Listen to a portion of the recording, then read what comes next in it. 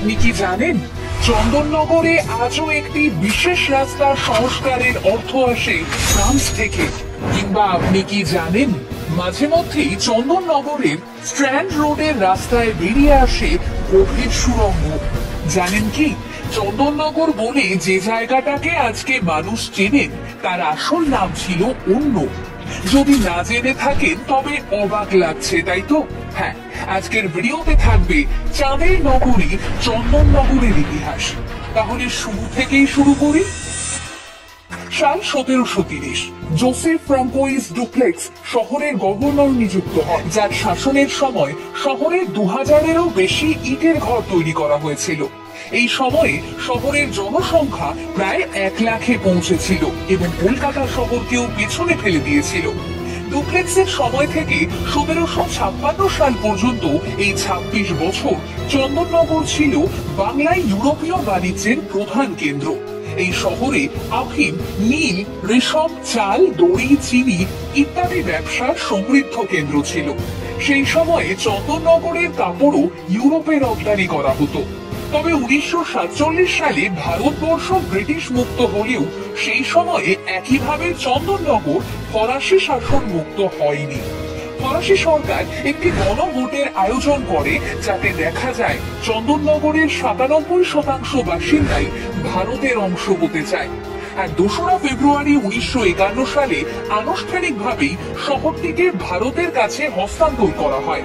আর অবশেষে 1952 সালের 9 জুন আইনতভাবে ভারতের হাতে তুলে দেওয়া হয় চন্দননগরকে এবং 1954 সালের 2রা অক্টোবর চন্দননগর পশ্চিমবঙ্গ রাজ্যের অন্তর্ভুক্ত হয়।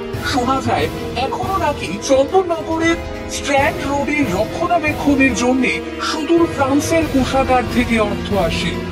যদিও এই নিয়ে তেমন কোনো তথ্য আমরা পাইনি। আপনাদের কাছে কোনো তথ্য থাকলে অবশ্যই তা জানাবেন। এই চন্দননগর একটা সময় কলকাতার চেয়েও অনেক বড় এবং উন্নত শহর হিসেবে পরিচিত ছিল। চন্দননগর নামটি সম্ভবত এসেছে চাঁদের নগর থেকে। কারণ হিসেবে জানা যায় গঙ্গা এই শহরের ওপর দিয়ে বয়ে চলার সময় খানিকটা আধখানা চাঁদের আকৃতি ধারণ করেছে, আর সেই কারণেই এই জায়গার নাম হয়েছে চাঁদের নগর, আর সেখান থেকেই চন্দননগর। তবে এটাই এক এবং অন্যতম কারণ নয়। কিছু মানুষ মনে করেন এই জায়গায় একসময় চন্দন কাঠের ব্যবসায় সমৃদ্ধ ছিল, তাই এই জায়গার নাম চন্দননগর। অন্যদিকে ফরাসি উপনিবেশ বিস্তার হওয়ার পর থেকে এই জায়গা ফরাসডাঙ্গা নামেও পরিচিতি পায়। যদিও আরো একটি নামের হদিশও পাওয়া যায়, সেটি হলো চরনগর। দুপাশে সরস্বতী এবং হুগলি দিয়ে ঘেরা মাঝের এই চরের মতো জায়গাটিকে চরনগরও বলা হতো একটা সময়।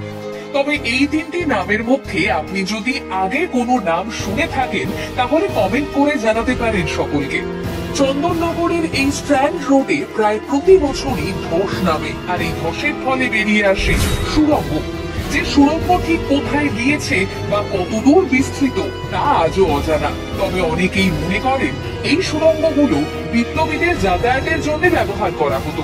আবার কারো মতে এই সুড়ঙ্গ ফরাসিদের শাসনকালে শহরের নিকাশি ব্যবস্থার জন্য গড়ে তোলা হয়েছিল। সমগ্র চন্দননগর জুড়ে এরকম বহু সুড়ঙ্গের হদিশ পাওয়া যায়। ইতিহাসবিদরা জানিয়েছেন এই সুড়ঙ্গ চন্দননগরের অন্যতম স্থাপত্য। যেভাবে মাটির ওপরের স্থাপত্য রক্ষণাবেক্ষণ করা হচ্ছে, মাটির নিচের স্থাপত্যগুলোকেও আধুনিক পদ্ধতিতেই রক্ষণাবেক্ষণ করা উচিত। এবারে বরং চলে আসি এখানকার বিখ্যাত জগদ্ধাত্রী পুজোর। চন্দননগরের জগদ্ধাত্রী পুজোর প্রবর্তক শ্রীমান শুভেন্দু মাঝি। জানা যায় জাতিস্বর শুভেন্দু রাজা কৃষ্ণচন্দ্রের ঘনিষ্ঠ ছিলেন, সাথে ছিলেন সরকারের দেওয়ান। প্রায় 250 বছর আগে কৃষ্ণনগর রাজবাড়ির পুজো দেখে মুগ্ধ হয়ে তিনি চন্দননগরে লক্ষ্মীগঞ্জ চাউল পট্টির নিচু পাটিতে জগদ্ধাত্রী পুজোর প্রচলন করেন। আর লক্ষ্মীগঞ্জ প্রতিষ্ঠার কিছুকাল পরই এই পুজোর সূচনা হয়। এই পুজো চন্দননগরের আদি পুজো নামেই পরিচিত। কিন্তু এই জগদ্ধাত্রী পুজোর সূচনার ঐতিহাসিক প্রেক্ষাপট ঠিক কি তা নিয়ে রয়েছে আজও মতান্তর।